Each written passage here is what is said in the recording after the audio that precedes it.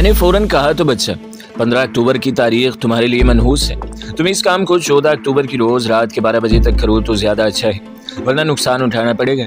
वो चुप सा हो गया, फिर बोला, महाराज ऐसा होना मुश्किल है, मगर आपने कहा है तो मैं पूरी कोशिश करूंगा इस शुभ काम के लिए वही तारीख मुकर्रर की जाए जो आपने कही है। मैंने अब पुरजलाल अंदाज में संस्कृत का एक श्लोक पढ़ा। बच्चा, तुम हमारे प्यारे चेले हो और कृष्ण भगवान भी तुम्हें पसंद करते हैं। ये कैसे हो सकता है कि हम तुम्हें नुकसान पहुंचता देखकर तुम्हें खबरदार न करें।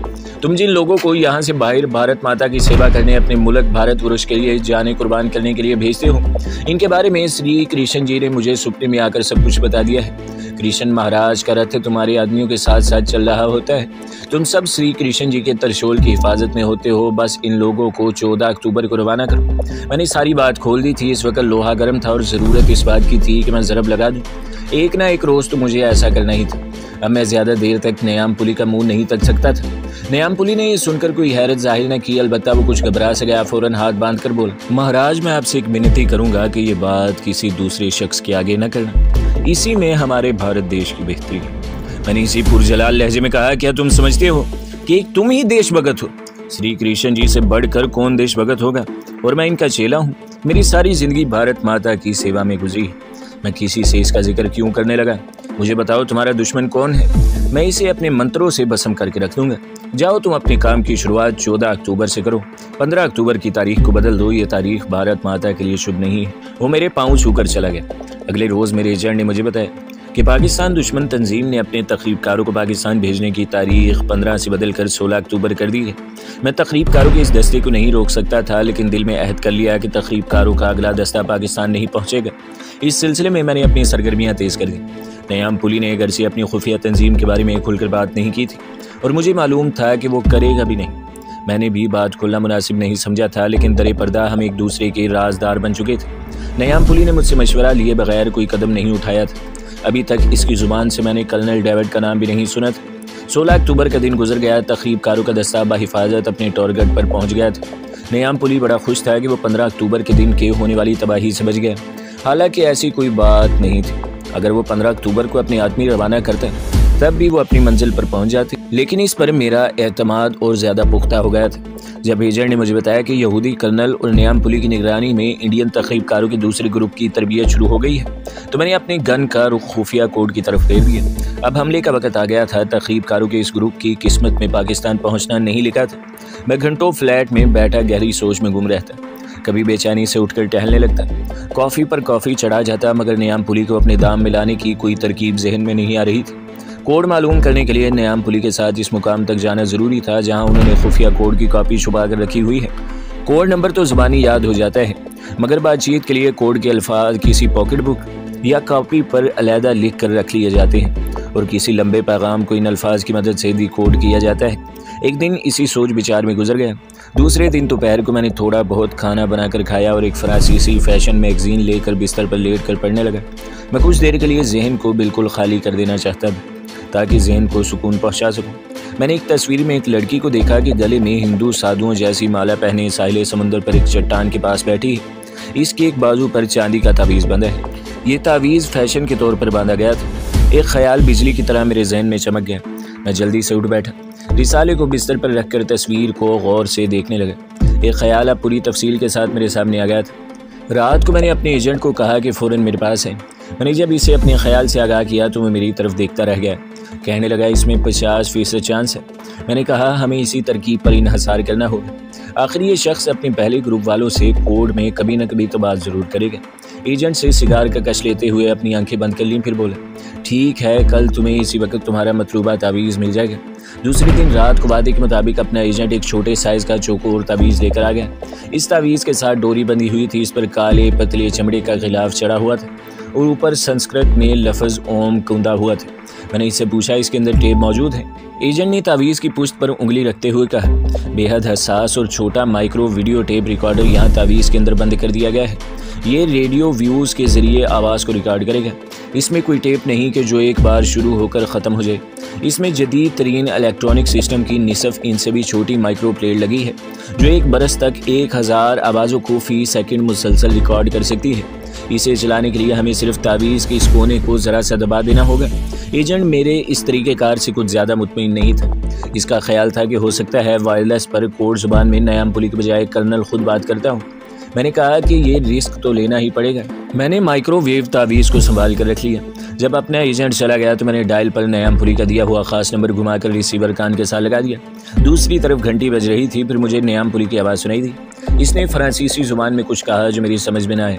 मैंने तामिल ज़ुबान में कहा कि मैं गुरु कृष्णमचारी बोल रहा हूँ, तुम्हें एक ज़रूरी बात बतानी है, जल्दी आओ। नयाम पुली आधे घंटे बाद मेरे फ्लैट पर पहुंच गया। मैंने पहले ही से जायचा अपने सामने खोल रखा था, लुबान सुलग रहा था। श्री कृष्ण भगवान की छोटी सी मूर्ति पीतल की एक थाली में पड़ी थी। मैं बैठा श्लोक पढ़ रहा था। नयाम पुली बड़े अदब से एक तरफ होकर बैठ गया। मैंने आंखें खोलकर इसकी तरफ देखा, मुस्कुराया, इसे आशीर्वाद दी और कहा, मेरे बच्चे, भगवान कृष्ण ने तेरी हिफाजत का जिम्मा ले रखा है और मुझे रक्षा पर मुकर्रर किया है, सिर्फ इसलिए कि तुम एक सच्चे देशभक्त हो और भारत माता की वो खिदमत कर रहे हो जो तुम्हारे सिवा और कोई नहीं कर सकता। मैंने इसके सर पर हाथ फेरा, फिर जायचे की तरफ इशारा करते हुए कहा, मैं आज सारा दिन तुम्हारे जायचे पर गौर करता रहा हूँ। चूँकि तुम्हारी हिफाजत मुझ पर श्री भगवान की तरफ से फ़र्ज कर दी गई है, इसलिए मैं तुम्हें हर आने वाली आफत से बचाना चाहता हूँ। लेकिन मैं देख रहा हूँ कि तुम्हारा सितारा कई मनहूस सितारों में घिरा हुआ है। यही वजह है कि तुम पर पिछले दिनों 2 कातिलाना हमले हो चुके हैं। नयाम पुली ने कहा, गुरुजी, कोई ऐसा उपाय करें कि मैं इन मनहूस सैयारों से बच जाऊँ। यही बात मैं इसके मुँह से निकलवाना चाहता था। मैंने ठंडा सांस लेकर कहा, मेरे बच्चे, सितारों को अपनी जगह से कोई नहीं हटा सकता।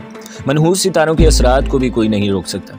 लेकिन तुम्हारे लिए मैं इतना ज़रूर कर सकता हूँ कि इन मनहूस असरात की ताकत को किसी दूसरी तरफ मोड़ दूँ या इनका असर बहुत ही कम हो जाए। काफ़ी सोच विचार के बाद मैंने तुम्हारे लिए एक तावीज़ तैयार किया है, जिस पर मैंने भगवान विष्णु के खुफिया मंत्र 1001 बार पढ़कर फूंके। मैंने अपनी रेशमी थैले में से माइक्रोवेव खुफिया प्लेट वाला तावीज़ निकाल कर नयाम पुली की तरफ बढ़ाया। इसने बड़ी अकीदत से तावीज़ ले लिया। मैंने कहा, यह श्री भगवान के नाम का तावीज़ है, जिस पर विष्णु भगवान के नाम के मंत्र पढ़े गए हैं। इसे तुम अपने बाजू पर बांध लो और कभी इसे अपने से अलग ना करना और किसी से इसका जिक्र भी ना करना। ये तावीज़ तुम्हें हर आने वाली आफत से बचा लेगा। जब तक ये तावीज़ तुम्हारे बाजू पर बंधा हुआ है, तुम पर किसी मनहूस सैयारे के किरणों का असर नहीं होगा। मैंने खुद नयाम पुली के बाजू पर तावीज़ बांधा और कमीज़ नीचे खींचते हुए बोला, मेरे बच्चे, भगवान इस तावीज़ के ज़रिए तुम्हें अपनी पनाह में लिए रखेगा। दुश्मन की गोली तुम्हारे करीब से होकर निकल जाएगी, तुम्हें नहीं लगेगी। नयाम पुली ने हाथ जोड़कर मेरा शुक्रिया अदा किया। मैंने इसके सर पर शफकत से हाथ फेरते हुए कहा, बच्चा, तेरी रक्षा हर देश भगत का फ़र्ज़ है। अब तुम जाओ, भगवान तेरी रक्षा करेंगे। नयाम पुली मेरे पाँव छूकर उठा और अदब से प्रणाम करके चला गया। मैं इसे गोशाए चशम से जाते देख रहा था। मुझे यूँ महसूस हो रहा था जैसे मैं खुद इसके साथ साथ जा रहा हूँ। एक हफ्ते बाद नयाम पुली तावीज़ बदलवाने आ गया। वो ज़ईफ़ुल एतकाद होने की वजह से मद्रास की एक रेजिमेंट का रिटायर्ड कमांडो और भारत की इंतहाई खुफिया और पाकिस्तान दुश्मन तंजीम का सरबराह होने के बावजूद वो मेरी देवमालाई गुफ्तगू और वैदो अशपंदों के अशलोकों के विर्द के जाल में फंस गया था। अगरचे इस हालत में भी इसने खुलकर कभी मुझसे अपनी अकीदत का इजहार नहीं किया था और हमेशा संजीदा रहता था, बल्कि इसके चेहरे पर करख्तगी हर वक्त तारी रहती थी। मैं उस रोज़ सुबह ही से अपनी फ़्लैट में मौजूद था।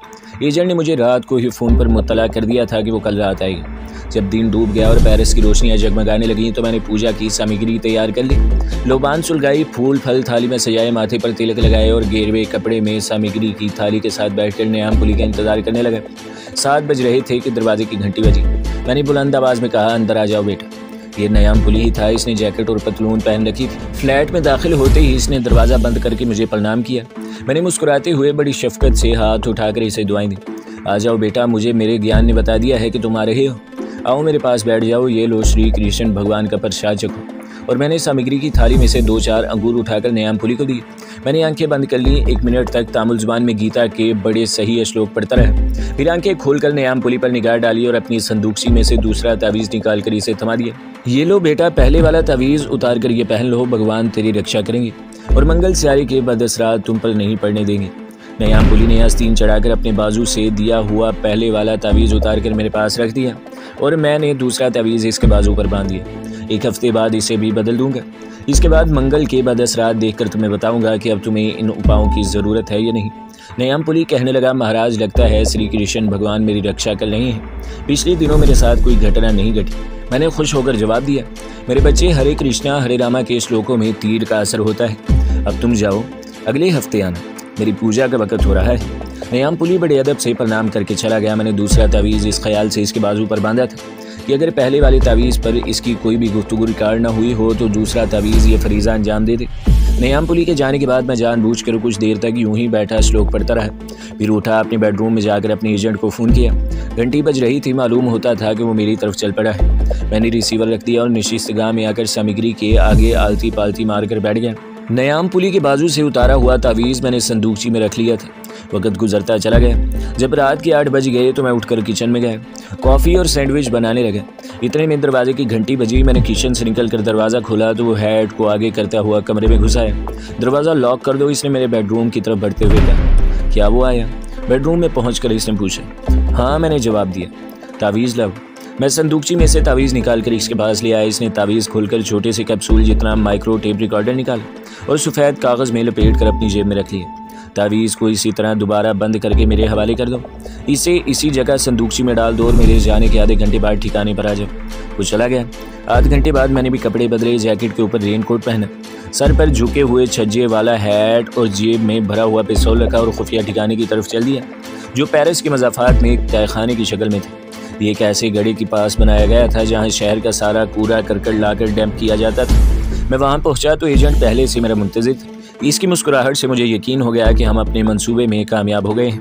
मेज़ पर एक ट्रांसमीटर रखा हुआ था। देखने में वो छोटा ट्रांसमीटर रेडियो लगता था, लेकिन हकीकत में वो इंतहाई पेचीदा टेप रिकॉर्डर था। एजेंट ने नयाम पुली के तावीज़ में से निकाला हुआ कैसेट रिकॉर्डर टेप में लगा रखा था। जब मैं इसके करीब एक खाली खोखे पर बैठ गया तो इसकी मुस्कुराहट संजीदगी में बदल गई। इसने ट्रांसमीटर का एक बटन दबा दिया। टेप रिकॉर्डर में से एक नाकाबिले फ़हम ज़ुबान में सिग्नल सुनाई देने लगे। बीच में फ़िज़ा का शोर भी सुनाई दे रहा था। इस ज़ुबान में उर्दू के हिंसे भी इस्तेमाल हो रहे थे। मैं समझ गया कि यही इस पाकिस्तान दुश्मन खुफिया इंडियन तंजीम का कोड है।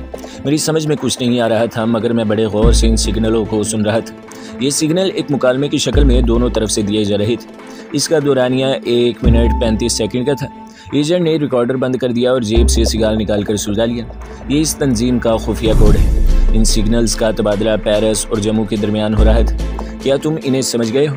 वो अपनी छोटी मूंछों पर उंगली फेरने लगा। इसका समझना इतना आसान नहीं है, बड़ा पेचीदा कोड है।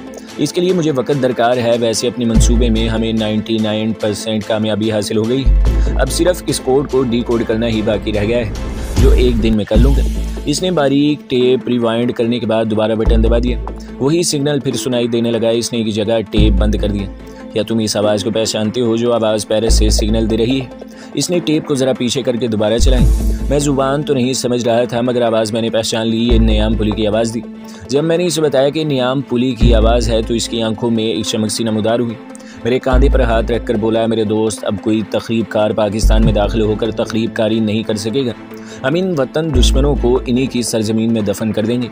वो उठ खड़ा हुआ। इसने टेप रिकॉर्डर को बंद करके बरसाती की जेब में डाला और कहने लगे, तुम चले जाओ। जिस तरफ से आए हो इस तरफ से शहर में दाखिल ना होना। मैं कल रात तुम्हें खुशखबरी सुनाने आऊँगा। मैं तहखाने से बाहर निकलकर ट्रैश के गढ़ों के करीब से होता हुआ दूसरी तरफ से शहर की तरफ चल पड़ा।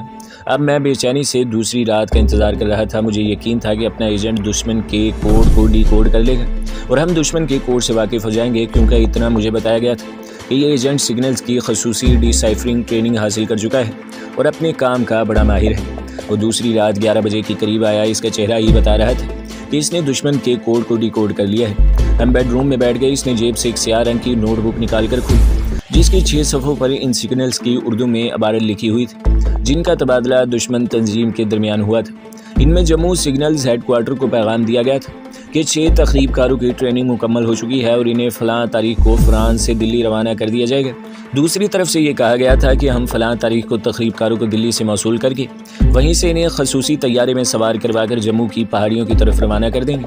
इस दौरान 4 इंडियन कमांडोज़ के नाम और इनके कोडवर्ड बताए गए थे, जिन्हें जम्मू बॉर्डर की पहाड़ियों में खुफिया जगह पर इन 6 के 6 इंडियन तखरीबकारों को वसूल करना और इन्हें अपनी रहनुमाई में पाकिस्तान का बॉर्डर क्रॉस कराना था। इन सिग्नल्स में वो कोड भी बताया गया था जो ये तखरीबकार इस्तेमाल करेंगे। मैंने इस कामयाब और बेमिसाल मार्के पर अपने एजेंट को मुबारकबाद दी। इसने कापी बंद करके बरसाती की अंदरूनी जेब में रख ली और बोला, हमें इन तखरीबकारों को बॉर्डर क्रॉस करने से पहले ख़त्म करना होगा। तखरीबकारों की टीम की रवानगी की तारीख 10 रोज़ बाद की है। ये बड़ी अच्छी बात है, क्योंकि मुझे बहरहाल नयाम पुली के तावीज़ को दूसरी बार बदलने के लिए पेरिस में मुकीम रहना था। ये बात बहुत ज़रूरी थी। मेरे अचानक फ्लैट छोड़ जाने से नयाम पुली को शक पड़ सकता था और बहुत मुमकिन था कि वो तखरीबकारों की टीम की तारीख और इनके ड्रॉप की जगह तब्दील कर देते। एजेंट ने इस दौरान मुख्तलिफ नामों से इंडियन एयरलाइंस की एक फ़्लाइट में पेरिस से दिल्ली तक की 2 नशिस्तें मखसूस करवा ली। हफ्ते के बाद नियाम पुली दूसरी बार तावीज़ बदलवाने मेरे फ्लैट पर आए। मैंने इसी तरह इसकी आवभगत की और तावीज़ खोलकर इसकी जगह एक ऐसा तावीज़ बांध दिया जिसमें माइक्रो टेप कैप्सूल नहीं था। मैंने इसके सर पर शफकत से हाथ फेर कर कहा कि अब इसे मज़ीद तावीज़ की ज़रूरत नहीं है, क्योंकि मनहूस सितारे मंगल का असर इस पर से हमेशा हमेशा के लिए ख़त्म कर दिया गया है और वो श्री कृष्ण भगवान के शरण में आ गया है। नियाम पुली मुतमईन होकर वापस चला गया। मैंने अपना एक मिशन कामयाबी से मुकम्मल कर लिया था। मुझे अपने एजेंट के साथ 2 रोज़ बाद इस मिशन के सबसे अहम मरहले को पाया तकमील तक पहुँचाने के लिए पेरिस से दिल्ली रवाना होना था। चुनाचा एक रोज़ मैं अपने एजेंट के साथ पेरिस को खैरबाद कहकर इंडियन एयरलाइंस के जंबो जेट में दिल्ली की तरफ परवाज़ कर गया। अगरचे दिल्ली में मेरा दाखिला ख़तरनाक साबित हो सकता था, लेकिन मैंने अपना हुलिया काफ़ी तब्दील कर लिया था। नाक और भुओं की थोड़ी सी प्लास्टिक सर्जरी के बाद अब मुझे इतनी आसानी से पहचाना नहीं जा सकता था। दिल्ली में हमने अलग अलग होटलों में एक रात क़याम किया और दूसरे रोज़ सुबह सवेरे बजरिया तैयारा जम्मू परवाज़ कर गए। वहाँ भी हम अलग अलग होटलों में ठहरे, लेकिन हमें मालूम था कि वहाँ से किधर जाना है और कहाँ जाकर एक दूसरे से मिलना है। खुफिया सिग्नल्स के मुताबिक तखरीबकारों को जम्मू की सरहदी पहाड़ियों के ख़ास इलाके में एक दिन बाद रात के 1 बजे ड्रॉप किया जाना था। हम दोनों इसी दिन दोपहर के वक्त पहाड़ी इलाके में पहुंचकर एक दूसरे से मिल गए। हमने जम्मू के देहातियों जैसा लिबास पहन रखा था। मैंने देखा कि एजेंट के साथ एक अजनबी नौजवान भी डोगरों के देहाती कपड़ों में मलबूस चला आ रहा है। इसने अपने सर पर सूखी लकड़ियों का गट्ठा उठा रखा है। मैं जल्दी से एक टीले के पीछे हो गया। टीले के करीब आकर अपने एजेंट ने खुफिया अल्फाज में मुझे आवाज़ दी। मैं ओट से निकल कर इसके सामने आ गया। इसने अजनबी नौजवान से मेरा तारुफ करवाते हुए कहा, इस नौजवान को तुम अलिया कहकर बुला सकते हो। ये एक कश्मीरी मुजाहिद कमांडो है जो कश्मीर पर काबिज भारतीय अमरीत के ख़िलाफ़ अपने लाखों कश्मीरी मुजाहिदों के साथ नबरत आजमा है। ये अपना ही आदमी है और हमारी मदद करेगा। अलिया एक गोरा चिट्टा मजबूत जिस्म का कश्मीरी मुजाहिद था। वो हमें टीले की एक जानिब एक कुदरती गार के अंदर ले गया। यहाँ इसने लकड़ियों का गट्ठा खोला तो इसमें से 3 शॉर्ट गन्ने और मैगजीन निकला। एक पोटली में 3 साइलेंसर भी थे जिन्हें हमने शॉर्ट गन्नों की नालियों पर लगा दिया। शॉर्ट गन्नों में मैगजीन चढ़ा दिया गया। वहाँ से वो मुकाम करीब ही था जहाँ इस रात 1 बजे 6 तकरीबकारों को जहाज़ से ड्रॉप किया जा रहा था। एजेंट देहाती बनकर कुल्हाड़ी हाथ में सूखे दरख्तों की लकड़ियाँ काटने के बहाने वो जगह जाकर देखा था। वहाँ इस वक्त कुछ भी नहीं था। चारों कमांडोज को रात के वक्त वहाँ आना था, जिन्होंने 6 तकरीबकारों को पैराशूटों की मदद से उतरने के बाद आगे ले जाकर पाकिस्तान का बॉर्डर क्रॉस कराना था। एजेंट ने हमें अच्छी तरह समझाया कि हमें वहाँ रात का अंधेरा होते ही कहाँ कहाँ मोर्चा संभालना होगा और हमें क्या कुछ करना होगा। जो ही शाम का सुरमई अंधेरा तारीकी में बदला, हम गार से निकलकर खुफिया जगह की तरफ चल पड़े और छुप कर बैठ गए। अब हमें इन कमांडोज का इंतज़ार था जिन्हें वहाँ आकर तकरीबकारों को मौसूल करना था। अंधेरा इर्द गिर्द की पहाड़ियों को अपने दामन में समेटे हुए थे। झाड़ियों में से कहीं कहीं किसी झेंगर के बोलने की आवाज़ आ जाती थी। मैंने घड़ी देखी, रात के 10 बज रहे थे। 12 बजे तो मुझे एजेंट ने परिंदे की एक ख़ास आवाज़ निकालकर ख़बरदार किया। इसने भारतीयों को आते देख लिया था। मैं अपनी जगह पर चौकस हो गया और शॉर्ट गन निकाल कर मजबूती से पकड़ ली। थोड़ी देर बाद अंधेरे में मुझे कुछ इंसानी साए झाड़ियों की ओर से निकलकर मैदान में दाखिल होते नजर आए।